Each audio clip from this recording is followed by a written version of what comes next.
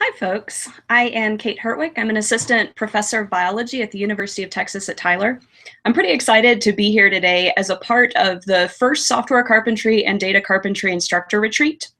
And I'm going to be particularly talking about how we can test student learning in real time using an online tool called Socrative. And I'm really happy to follow up from the session that we just had associated with the instructor retreat about assessing student learning as a part of full semester courses using software carpentry material. And so hopefully, if you have any questions, feel free to add them onto the Etherpad, or you can add them. I think I enabled the app for this particular broadcast. So if you have questions while you're watching it in real time, I'll try to keep my eye on that. And so sort of a preface to all of that is to remind you that the core of software carpentry and data carpentry teaching methods rely on instructors performing live coding with their students. The point is that instructors are there actually typing and making mistakes as their students are attempting to recapitulate the same commands. Typically, during a workshop, our instructors go ahead and intersperse these lessons with challenge questions, usually a multiple choice or short answer question, that helps students figure out whether or not they actually comprehend the material that was just covered during the workshop. Socrative is a method for streamlining the implementation of these challenge questions. Now, I've been a member of the Software Carpentry Mentoring Subcommittee for about a year now, and I've heard a lot of feedback from folks who have effectively used Socrative during their workshops. Instructors tend to like it, and students tend to like it. I've also heard that there are quite a few people who don't really know how to get started with Socrative. And so that was the impetus behind me giving you a short demo of how to use the system today. Now, I've used Socrative both during software carpentry workshops as well as during semester-long classes. And so I have a pretty good feeling for how students can interpret questions and what type of questions work best. And so I can see, Daniel, you're very interested in learning how to get started. There's a little bit of a learning curve in making sure that you have all the materials set up. And so this broadcast is sort of set up in two different steps. The first is to help you think about how students will interact with Socrative. And then the second is to help you figure out how you can get started, the different methods of entering questions to use in class. So the first thing that I want to do is go ahead and start screen sharing so you can actually see how it is that I'll be interacting with Socrative. And so give me a moment while I get that started.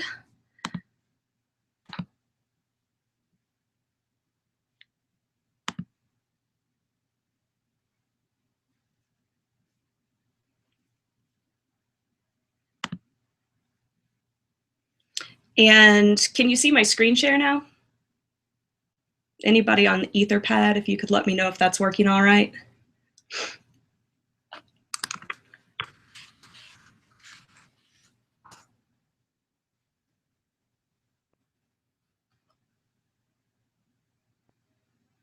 Great.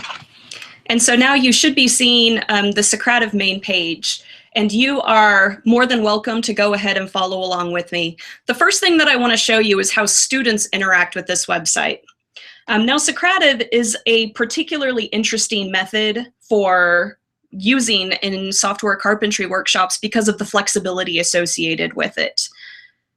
So this first screen gives you the option of logging in as a teacher or as a student. We're going to go ahead and log in as a student. Now, the first thing that's listed here is a prompt to go ahead and ask about or to enter the teacher's room code. You are going to go ahead and enter the room code that I use. It is a unique identifier for my account associated with Socrative, and it is listed in the Etherpad. I'm going to click over to that really quickly. They're on line 12. You can copy and paste that over, and it's not case sensitive.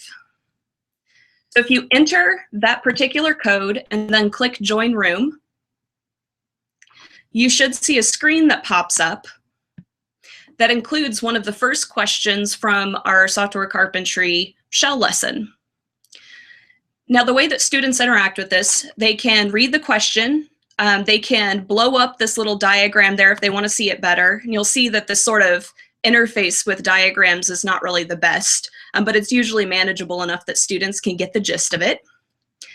And then they can go ahead and select whatever it is they think is the best question. I'm going to go ahead and randomly select one. When they're done with that, they can submit an answer. Now, the way that I have this quiz set up is that I, as the instructor, can go ahead and prompt the next question. And so if I'm on my instructor manual interface, then I can click next, and now students have the opportunity to go through and select the answer to another question and then submit that.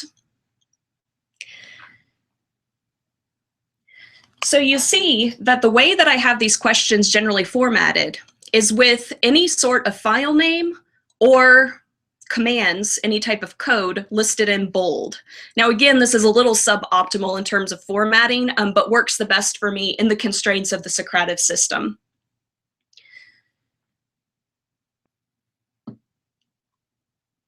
And so once these questions have all been answered, then I will go ahead and log out. So that's the extent of how students themselves interact with the Socrative system. Okay, so it's a pretty simple interface. Now I think you should have a feel for how it is, sort of the limited nature that students have to interact with it. You know, the advantages of this system are that students don't need to create an account associated with Socrative. They just need to enter the room code. Now there's some test methods in which they can also enter their names, and I'll talk about that in a little bit later on. But the interface for students is very, very simple. This works really well in the context of a software carpentry workshop because students are already sitting in front of their computers, and so they can easily go and log on to the web interface to be able to interact with the system.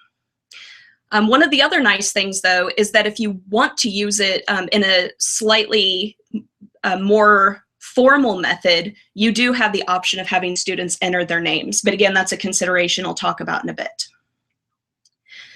Now I think a lot of folks are eager to find out how they can actually interact with Socrative as instructors. And so I'm going to go ahead and go back, my computer will cooperate with me, to the main Socrative page. And I will log on as an instructor. So if any of you are watching, you can go ahead and create your own Socrative account. It's a fairly simple, painless process. So if you go over to teacher login, I had already been logged on in this particular interface. And so you can see what the main login page looks like, this dashboard. Now, the first thing that I'm going to show you is how it is that you can actually implement quizzes. Okay, so that's sort of the first step that we're going to take. And so obviously the start a quiz section is the best place. The quiz that I have listed up here first, Miami Unix quiz, is actually one that I'll be implementing when I teach a workshop next week. So I had already started putting the formatting for that together. Now, what I was talking about with the flexibility associated with Socrative is that you have the option of how students interact with it. My favorite method for using it informally in class or at software carpentry workshops is this teacher paced method. And if you select that, you'll see the options change down here, and it's described as teachers controlling the flow of questions, where you select when each question is released, and you can visualize the responses as they happen. I also prefer, for the purposes of workshops, to enact this disable student names option. And that's because sometimes during a workshop, there may be particular folks who have anxiety associated with being tested. And so I find that this is the most accessible, user-friendly, and non-threatening way for students to be able to answer in a reasonable amount of time and, without too much stress. I generally leave the other options as default. And then if you go ahead and click Start, I am overwriting the previous quiz that I just demonstrated for you. You'll see a very similar view. Now, this is the instructor view, but very similar to what we saw with the student view just a few minutes ago. Now, what I can do while I'm in instructor view is interact with the quiz in the same way. I can blow up the figure to see it a little bit more clearly. I see the question as displayed for students. And I can also see how many students are actually logged in right now. It says 2 students total, and then the 0 right here means that nobody's actually answered the question. If anybody wants to go ahead and select an answer for that, which isn't really necessary, but this number will increase. So you can see the rate at which students are responding to the question to help gauge whether or not you should give folks more time. Usually I'll prompt students during a workshop and say, pick the best answer in the next 30 seconds or so. And then at the end, when most or all students have answered, I can move over here to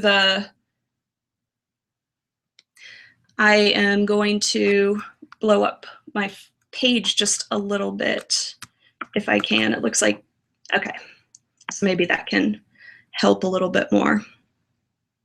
Okay, thanks, Raina, for the comment. If you click on this, how do we do, then you will see how it is that students responded. Right, and now in this case, it looks like I have about 5 people logged on and 2 people that have answered. Now the great part here is that the correct answer, D, is listed in green, and then incorrect answers are listed in red. And then the length of that color is representative of the total proportion of the class who responded in a particular way. And so this makes it really easy to assess, right off the bat, how it is that the class interpreted the results.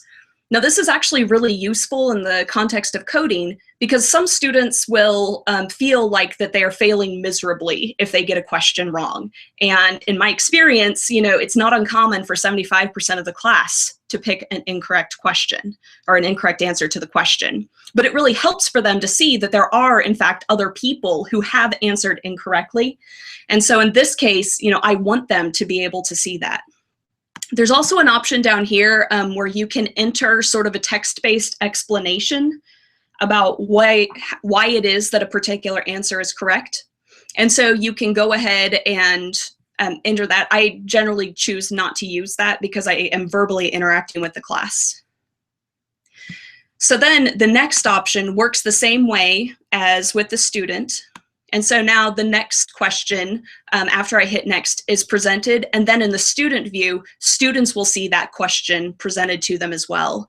And then they can go ahead, answer the question as they see fit, and then you can, visualize the response, right? And so when you're done with all the questions, you can hit finish. The nice part here is that you can move around between different questions to talk about previous questions and how they relate to the next set of material, right? And so that's actually a really nice way to be able to tie material together, especially in the context of a workshop, again, when you're trying to cover lots of things within a relatively short amount of time. So once you're done, you can go up here and click finish. And then you have a few different options. You can go ahead and return to the dashboard. You can select this option for view a chart, or you can go and get reports. Now these are a little bit cryptic. For the purposes of demonstration, I'm going to head over to the get reports page. And then it gives you a few options here that'll let me scroll down a little bit. You can export the whole class results as an Excel sheet. You can export individual students' PDFs. So this lists student by student how they responded for the whole series of questions. And you can get those results parsed by question instead. So I am going to select yes for all of them. And then I am going to go ahead and download them.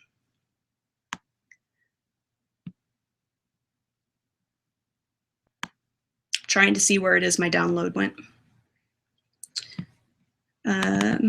I can go ahead and show you some results. Oh, there it goes. My internet's being a little slow. Okay, so when you download those results, you will see a little folder that includes each of the 3 different pieces of output that you asked for. This first one will be the Excel sheet that includes all questions and relative answers for each question. I'll see if I can go ahead and pull that up for you.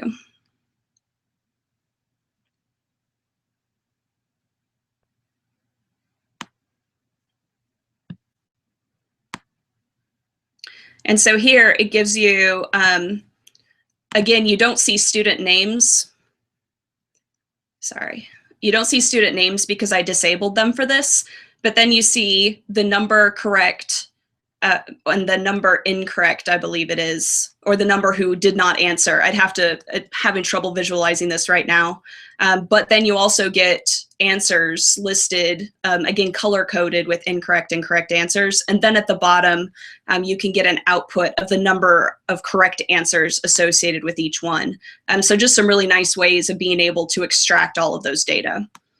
In the context of a workshop, this is especially important because you might want to be able to track to report back to the sponsor of the workshop, for example, or far down the line, we might want to track among multiple workshops how it is that students were able to respond based on particular teaching methods. And so it's pretty exciting to be able to actually gather data. And of course, I'm a data junkie, so this is a great tool in that case. And the other ways that you have to interact with the data are to look at these nicely formatted PDF outputs that Socrative presents. And this is the one specific for each question. And so here you see parsed by quiz name, and then some basic summary statistics for the most correct answers, fewest correct answers. I'll blow this up a little bit if I can. And then again, per question, the output with number of respondents for each listed there. You have a similar type of output for the per student response. And this is nice because even though we don't have students enter their names, there is an anonymous tracking associated with each one. So you can still see how students responded among questions. So again, tracking for an individual student, the proportion of correct responses, which is a really nice piece of data. Okay, and so the last piece of information that I think is super useful, but also sort of the make or break part of Socrative, how do you actually get quizzes entered into the system? So when I first started using Socrative for software carpentry, I didn't know that many other people who were using it. And so what I needed to do was actually create my own quiz. And so under Manage Quizzes, and then Create Quiz. And Daniel, I see the question you just entered in the Etherpad, and hopefully I'm going to answer it with this section right here. So if you create a new quiz, then you can see some sort of, I'm just going to call this test quiz. And this option is incredibly important because this is how other people, other instructors can access your quiz. So share quiz, the answer is yes there. And then from here, you can go ahead and individually enter specific questions. And so up here in the first text box, that's where you enter the question. And that, you know, what am I going to have for dinner tonight? And then you have the ability to add pictures with the little box here. Again, with some minor tweaking of formatting that's often required. And then the capacity, if you click this formatting button, to be able to add in some pretty minor types of formatting. But it's consistent between both the questions and the answers. So again, some flexibility in being able to specify what's code and what's not. You can duplicate questions using the buttons over here. I need to go ahead and save this one. I'm going to enter a few quick foods here, options for dinner. Apparently I'm on an Italian kick today, and I will select lasagna as the correct answer. So then I can go ahead and save that one. And then you can duplicate that question, which is pretty useful for some of the questions we have for a few of our lessons that build on previous questions. You can change the order and how they appear, and you can delete them. Then you can also enter different formats of questions. I will say that for short answer questions, they are a little bit tricky when you implement them in class because as students put in their answers, they show on the screen. And so you have to be kind of careful to choose the correct settings or the correct screen arrangement such that students can't see each other's answers. But I've used all of these fairly effectively, and it's ended up being a pretty useful thing. And so then once you've finished your quiz, you can save and exit. If you go over to Manage Quizzes and to My Quizzes, you can see all of them that you have entered before. And so these BioRes are from when it is that I've implemented these quizzes for my classes. And then these other quizzes, the Miami Unix quiz is the one that I'll be implementing next week. You can duplicate a quiz if you want to change the order of questions between workshops. You can delete it. You can download that quiz, which gives you a PDF type format. I'll go ahead and do that for you really quick. If you download it, it gives you a PDF format of that quiz, which is actually kind of not that useful unless you wanted to be able to have a quickly formatted one to hand out in hard copy in class, for example. You can also select the edit button, and it lets you go in and perform all of those other functions with it.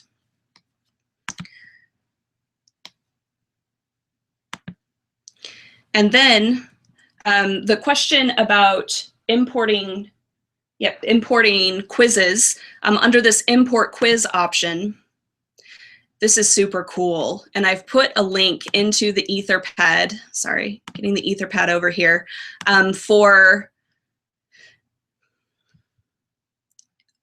a quiz bank or a list of other folks who have already entered quizzes in Socrative.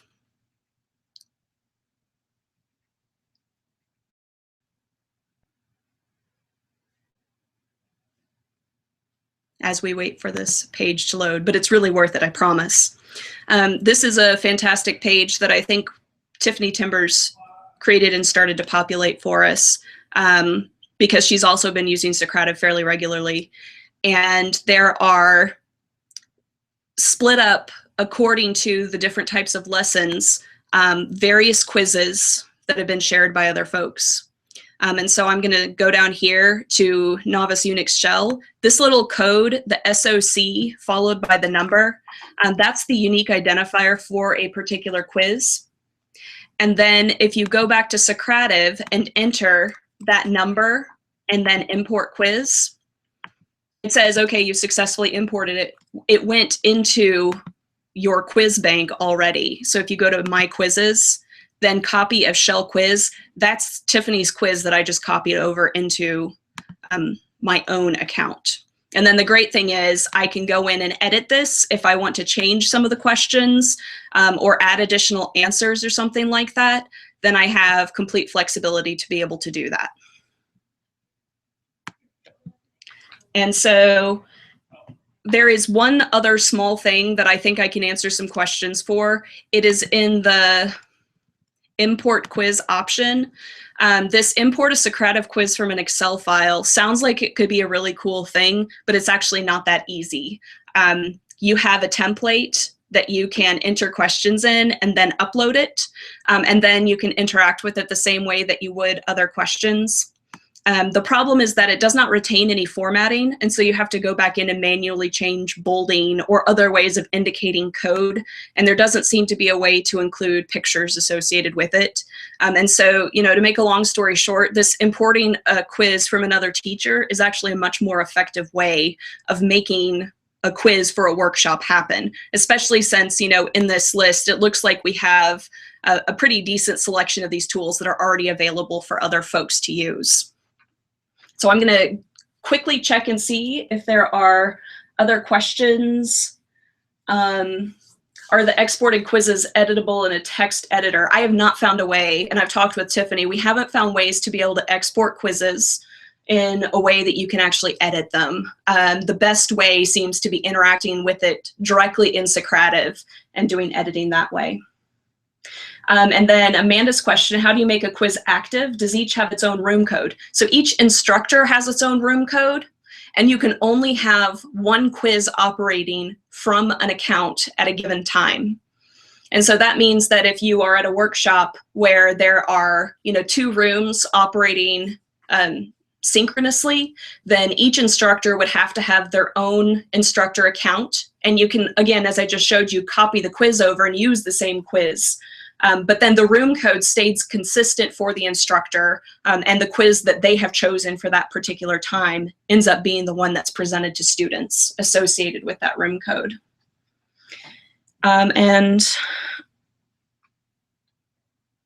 Okay, and then there was a question from Daniel a few moments ago about alternatives to Socrative, and in fact there are. I'm moving back over to the Etherpad, and on line 14, I've included a link here to another system that was mentioned, I think, in the discuss list a few weeks ago, Get Kahoot.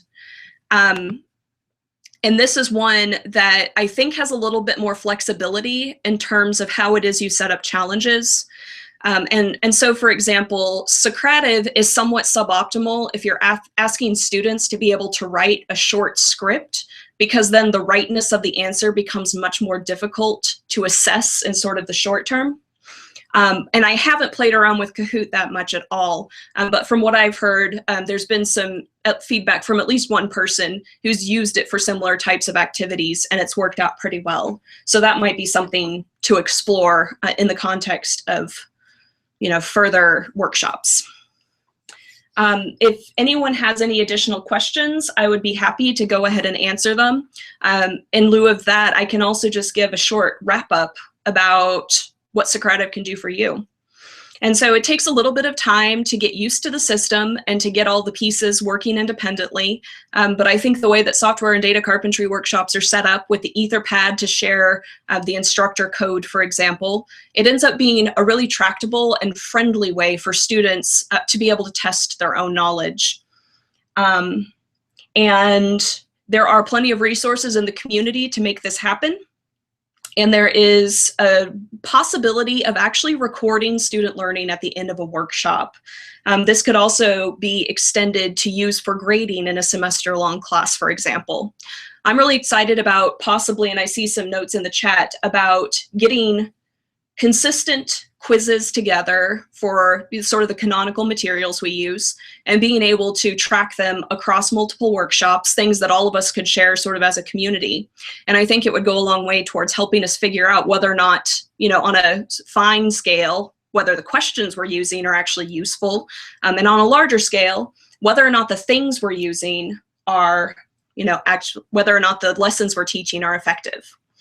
And so now I can see that there is another request to go back through a demo of actually working with quizzes. And so I am more than happy to go ahead and do another demo of that at the end. And feel free to continue asking other questions. And so here, I will just go back to the start a quiz option, and we can go ahead and use the quiz that I just opened. And again, the options I like best are teacher paced, with disabling student names, and then I'll go ahead and start that. So if you are in the student view, again, the code that you need to be able to get into my room is on line 12 of the Etherpad. Just to show you, it is this little line of digits and numbers.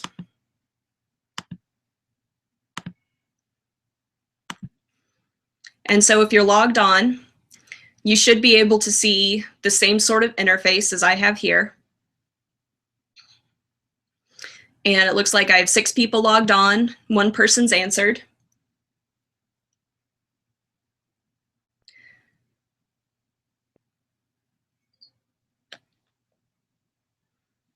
So it looks like I have folks popping in with their choices of answers. And I'm gonna go ahead and click on the how do we do, because this will keep updating.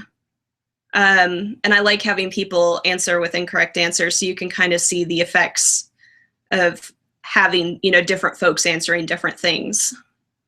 And it continues to update, which is kind of nice, because sometimes you'll have students who feel compelled to correct after they found out what the correct answer is, which is great.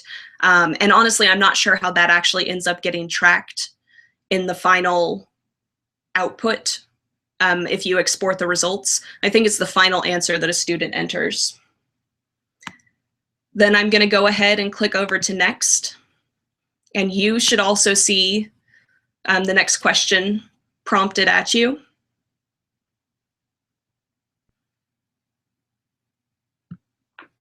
And so you can go ahead and select whichever answer you think is correct.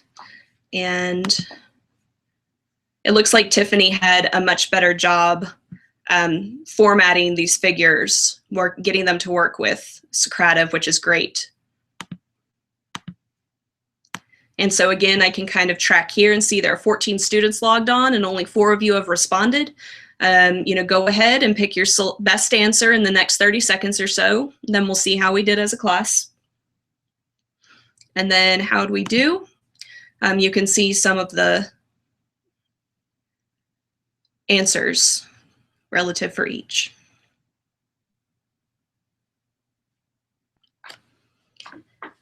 Does anyone have any other questions? One last thing that I can demo, I'm going to go ahead and finish out of this and then go back to my dashboard. There's some other options for quick question. You can go in and sort of on the fly, ask a question of the class and then have students pick a question, an answer, right? And so this would be if you have, say, a PowerPoint slide that has a question and some answers on it. Then this is a simple way to be able to track responses. You can do the same sort of thing with a true-false response. And also a short answer. And this, of course, gives you a little bit more flexibility with specifying how many times students can respond. And then the last option there is this exit ticket that I've considered using. Again, just another mechanism of being able to, on the fly, ask students for particular responses. I generally don't use this, but it's something that I think could be used. And so then the question, in a workshop, how does it work in practice? Generally, I do give them a few minutes to look at the question. Usually I also prompt them, especially if it's something that they can actually test and code in the shell themselves. Then I have them go ahead and ask them, have you actually tried this? Are you sure your answer is correct? To get them thinking about, it's not just a mind exercise. Sometimes you do have the capacity to test it. And then I do show everybody in the class how the class responded.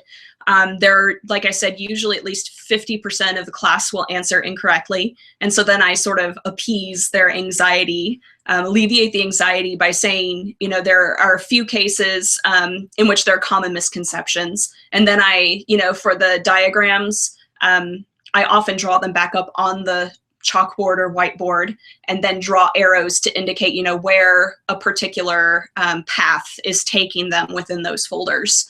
And then we move on to the next question. Anything else?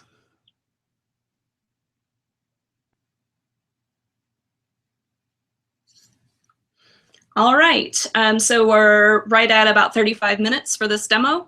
I'm happy to answer other questions, either via email, which you can find pretty easily, on Twitter, which my Twitter handle is listed on line 9 for Socrative. And I see another quick question from Tracy. I do generally speak to the misconceptions where there are a lot of errors. And then I also do sort of a verbal check and say, does that make sense to you now? Or I'll give them another slight modification. And then how do I like using? I really like using Socrative, again, because I'm a data junkie and I like being able to track responses. Students generally like it quite a lot. I don't recall offhand specific comments from software carpentry workshops, but my students in the semester-long class, I've used Socrative questions about half the weeks that I've taught so far this semester, and they do specifically say they like the implementation of those questions. So I think it's a great mechanism for that. Well, great. I think I'm going to go ahead and end the webcast here. And thank you so much for spending a little bit of time with us. And good luck, Socrative-ine.